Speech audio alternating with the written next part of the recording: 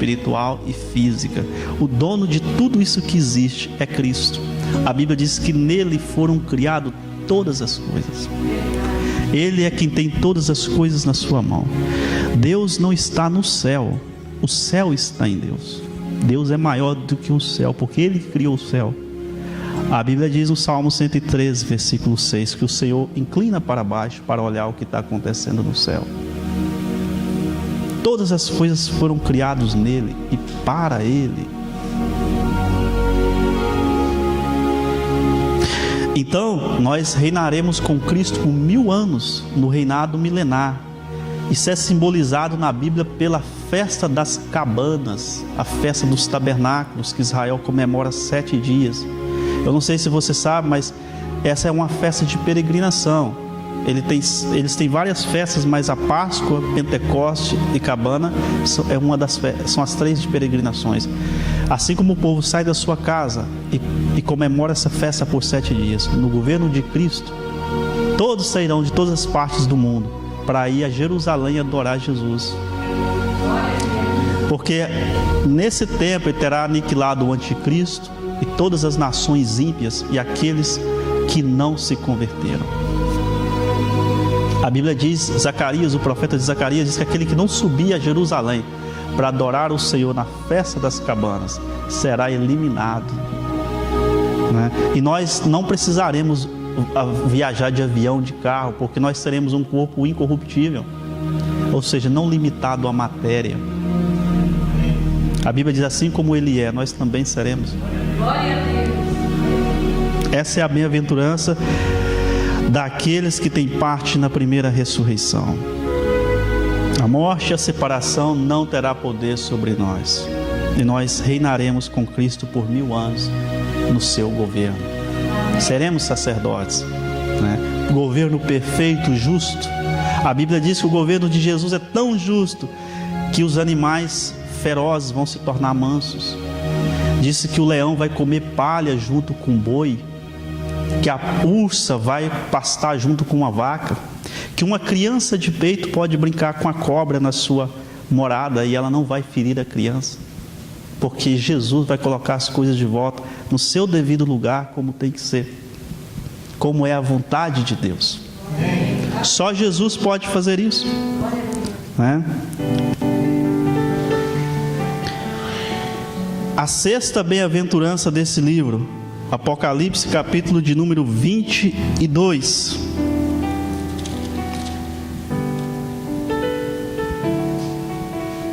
Versículo 7. Vamos ler a 6ª, a penúltima bem-aventurança desse livro. Diz assim: eis que cedo venho, bem-aventurado aquele que guarda as palavras da profecia deste livro. Essa é a repetição lá do capítulo 1, versículo 3, né? Que é guardar, que é esconder. Isso implica reconhecimento de Cristo Jesus como o Senhor, né? Como aquele que dá sentido à nossa existência, né? Os gregos, por exemplo, eles olhavam para o cosmo, importante, arquê, raiz, mas para eles o mais importante era o Logos. Logos é aquilo que dá sentido para a vida deles. Para nós, João diz, no princípio era o verbo, era o Logos. O verbo se fez carne e habitou entre nós. Ele estava dizendo, Jesus é quem dá sentido à nossa vida. Jesus é quem dá sentido à nossa existência. Porque sem Cristo, nós não somos nada. Ninguém é nada sem Jesus. Ninguém é nada sem o favor, a bênção, a graça de Deus. Como diz o salmista, eu sou verme. Eu sou verme, né?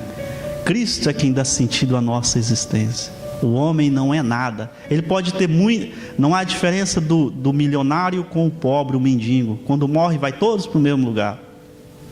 Ninguém escapa disso, né? Mas Jesus dá sentido à vida, à nossa vida e à nossa existência. Por isso, bem-aventurado aquele que guarda as palavras da profecia desse livro. Guardar a fé em Jesus sempre, como o alfa e o ômega, como o antes e o depois, como o princípio e o fim. Jesus é o alfa e o ômega, é o servo da cruz. Sétima e última bem-aventurança desse livro, Apocalipse, capítulo de número 22, o último capítulo, versículo de número 14. Vamos ler a última bem-aventurança, que diz assim: bem-aventurados aqueles que lavam suas vestes no sangue do Cordeiro, para que tenham direito à árvore da vida e possam entrar na cidade pelas portas. Aquele que lava as suas vestes no sangue do Cordeiro. O que é lavar as suas vestes? É crer que Jesus pode fazer expiação pelo seu pecado, pela sua vida. A pessoa que não crê que Jesus pode fazer isso, não pode ser justificada. Quando você crer em Jesus, Deus imputa a justificação na sua vida. O apóstolo Paulo diz: porquanto era impossível à lei, visto que se achava fraca pela carne, Deus, enviando o seu próprio Filho em semelhança de carne do pecado, e por causa do pecado, na carne condenou o pecado. Jesus na carne condenou o pecado, para que nós fôssemos feitos justiça para Deus, aquele que não tinha pecado, aquele que não conheceu o pecado. A Bíblia diz que Jesus nunca pecou, nele não havia pecado, nele não havia corrupção alguma. A Bíblia diz que o Messias era santo, e por isso ele é o único que pode nos justificar para Deus. Ele condenou o pecado na carne, ele foi tentado na carne e não pecou, para que nós pecadores fôssemos feitos justiça para Deus. Só Jesus pode fazer essas coisas. Também escreveu o apóstolo Paulo em Romanos capítulo 8, para que a justa exigência da lei se cumprisse em nós, que não andamos segundo a carne, mas segundo o Espírito. Então Jesus condenou o pecado na carne, fala: bem-aventurados que lavam suas vestes no sangue do Cordeiro. Você lembra que lá em Israel eles matavam muitos cordeiros? A pessoa pecava e aí pegava, comprava um animalzinho e levava no templo, e aí ele chegava lá, o sacerdote fazia uma oração, e era como se a culpa daquela pessoa fosse transferida para aquele cordeiro, e aquele cordeiro morria no lugar da pessoa, né? A nossa culpa foi transferida para Jesus. Você lembra do que Isaías falou? Você lembra do que Isaías falou no capítulo 53 do livro dele? Isaías disse: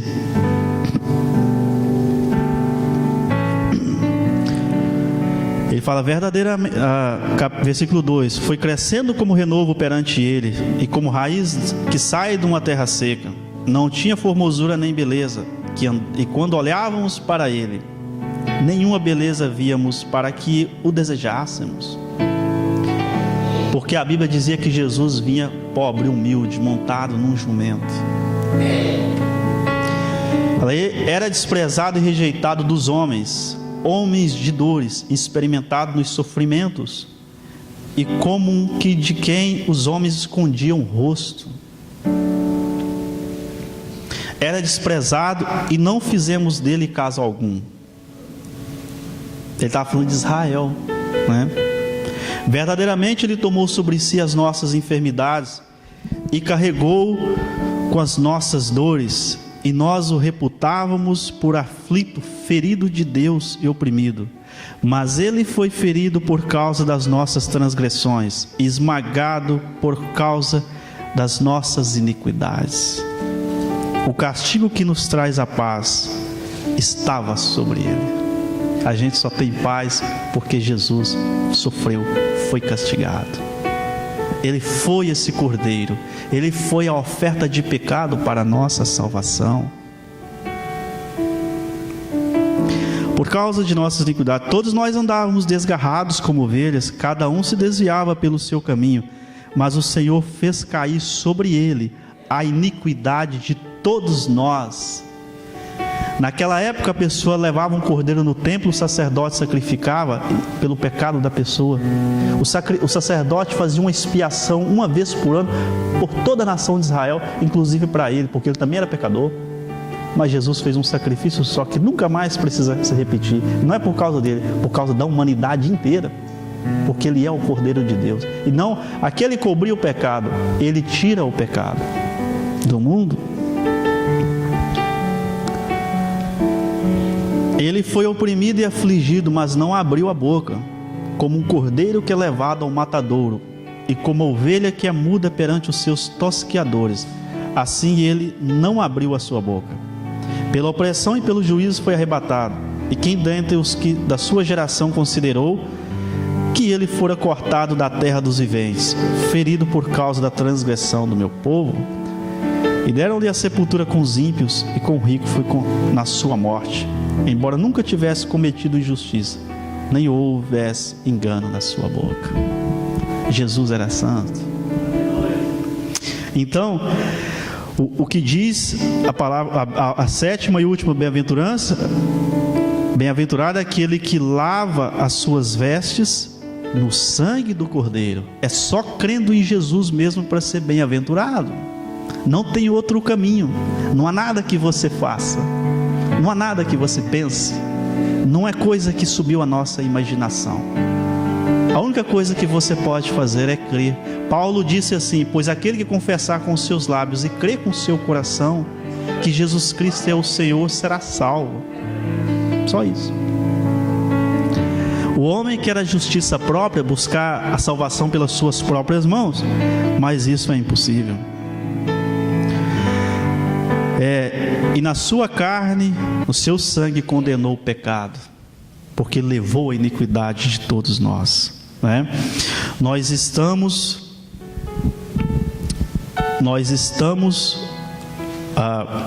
numa época, né, de fim de ano, onde as pessoas se comemoram o Natal, né, o nascimento de Jesus. Quem conhece essa história sabe que Jesus não nasceu nesse dia. Esse Natal, essa Páscoa, são festas pagãs, né? O nascimento de Jesus está lá em outro mês, está entre o mês de setembro e outubro, que é o 7º mês, né, do calendário judaico. Nosso calendário é romano. Mas nesse tempo de festa, no nascimento de Jesus, o presente quem ganhou foi você, foi eu. Com a vinda de Jesus, nós que fomos presenteados, né? A Bíblia diz que o presente foi tão bom que foi celebrado por anjos. A Bíblia diz que havia anjos cantando no céu de Belém, da cidade de Davi. Você imagina aquele monte de anjos cantando, né? A Bíblia diz: glória a Deus nas alturas, paz na terra, boa vontade de Deus para com os homens. A vinda de Jesus é a boa vontade de Deus para com os homens. Os anjos comemoraram isso fazendo festa. Como é que você recebe essa notícia? Como é que você recebe a notícia do nascimento da vida de Cristo ao mundo? Os anjos diziam: glória a Deus nas alturas. Eles se alegravam e adoravam a Deus. E você, como que você recebe essa notícia do nascimento de Jesus? Devemos também nos alegrar. A Bíblia diz que Maria guardou essas coisas no seu coração. Também devemos guardar a fé em Cristo. A Bíblia diz que os homens foram anunciar, e nós também devemos compartilhar essa notícia do nascimento de Jesus, aquele que um dia condenou o pecado na carne. Eu não sei se você sabe, a palavra carne na língua hebraica, que é a língua da Bíblia, é bessor. Bessor. A palavra bessorar, que tem essa raiz, quer dizer boa nova. A boa nova é a carne do cordeiro. Você entendeu? Quando a pessoa chegava com a sacola de carne em casa, falava assim: tem uma boa notícia, eu trouxe carne. Bessorar.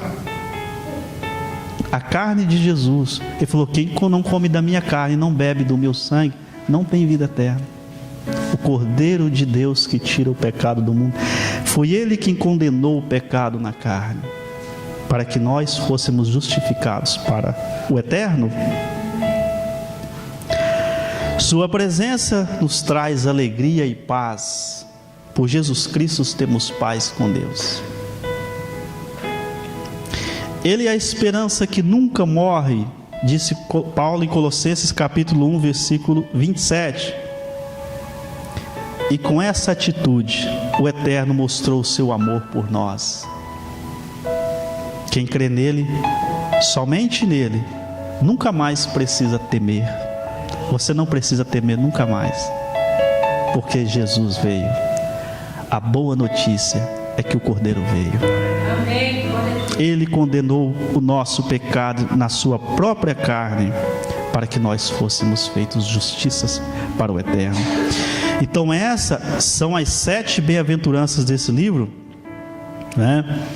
E finalizamos com essa última, que é aquele que lava as suas vestes no sangue do Cordeiro. Aquele que aceita Jesus como seu Salvador, como seu Senhor, será perdoado, será salvo. E Jesus disse que nós devemos crer, guardar essa palavra, porque Ele diz: passará os céus e a terra, o céu e a terra, mas as minhas palavras jamais passarão. Aquele que testifica essas coisas diz: certamente cedo vem. Ele diz: amém, vem Senhor. Essas palavras são fiéis e verdadeiras.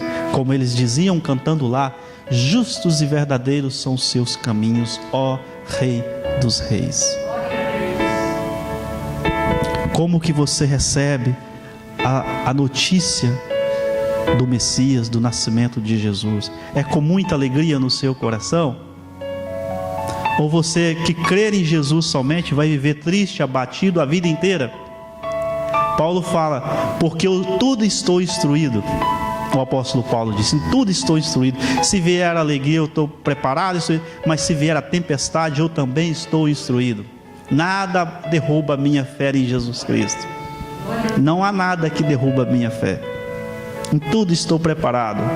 Você pode estar sofrendo, estar triste, mas na sua alma tem que haver alegria, porque você sabe que o Cordeiro de Deus condenou o seu pecado na carne, para que você fosse justificado, e um dia você vai passar pelas bodas do Cordeiro.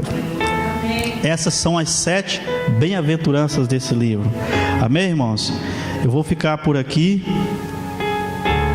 Eu espero que você guarde essa palavra no seu coração.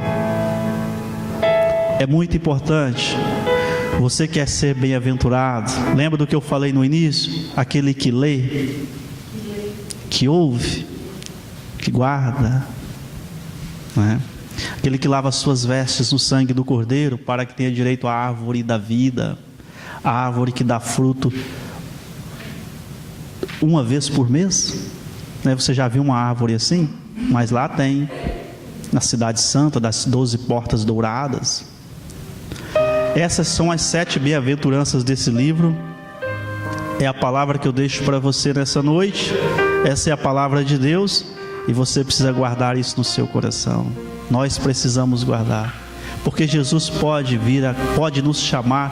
Na verdade Ele não vem agora, Ele vai vir depois da tribulação, mas Ele pode nos chamar a qualquer momento. E nós devemos estar com essa alegria na alma, mesmo que você esteja sofrendo no seu exterior, mas na sua alma deve haver alegria. Por quê? Porque Jesus escreveu o seu nome no livro da vida, né? Então a segunda morte não terá poder sobre a sua vida. Essas são as 7 bem-aventuranças do Apocalipse, e todo aquele que os tiver em seu coração serão plenos, serão alegres, serão felizes e mais que privilegiados. Amém, irmãos? Eu deixo essa palavra para você nessa noite, e que você